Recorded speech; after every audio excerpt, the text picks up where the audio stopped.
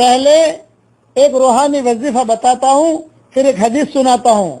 رزق میں کشادگی کے لیے مجرب عمل، یہ سورہ عنکبوت کی آیت ہے۔ اگر آپ کو رزق میں کشادگی مطلوب ہے اور چاہتے ہیں کہ آپ کے روزے میں برکت ہو، تو مذکورہ آیت جو میں نے بتائی 11 مرتبہ فجر کی نماز کے بعد پڑھیے۔ فجر کی نماز کے بعد اس کا وقت ہے، یاد رکھنا، فجر کی نماز پڑھیے، اس بہانے سے فجر بھی آپ پڑھ لو گے۔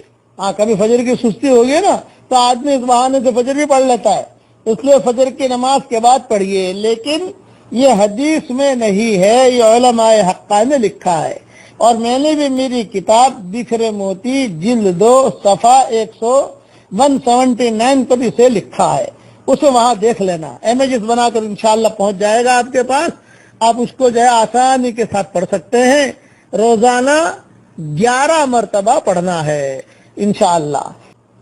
اللہ یبسط الرزق لمن یشاء من عبادہ ویقدر لہ ان اللہ بکل شیء علیم۔ اب سنیے حدیث۔ حضور اکرم صلی اللہ علیہ وسلم نے ارشاد فرمایا، کیا تجھے دین کی نہایت تقویت دینے والی چیز نہ بتاؤں جس سے تو دین اور دنیا دونوں کی فلاح کو پہنچے؟ حضرت ضرور بتائیے۔ آپ نے فرمایا، وہ اللہ تعالی کی یاد کرنے والوں کی مجلس ہے۔ یہ ہمارا واٹس ایپ بھی اللہ کو یاد کرنے کی مجلس ہے، ذہن میں رکھنا۔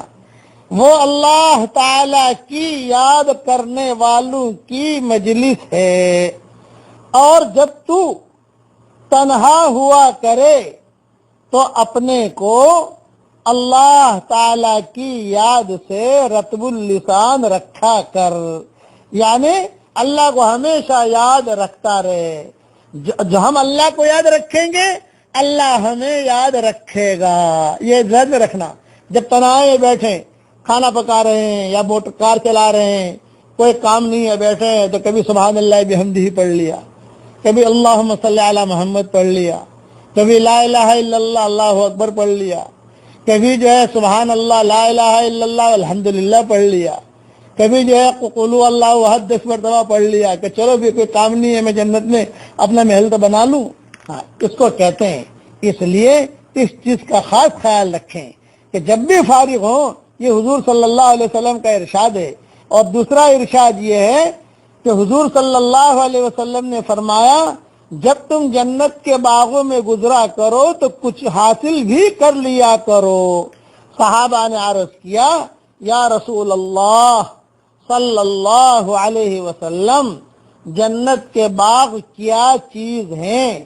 حضرت محمد صلی اللہ علیہ وسلم نے ارشاد فرمایا کہ علمی مجالس۔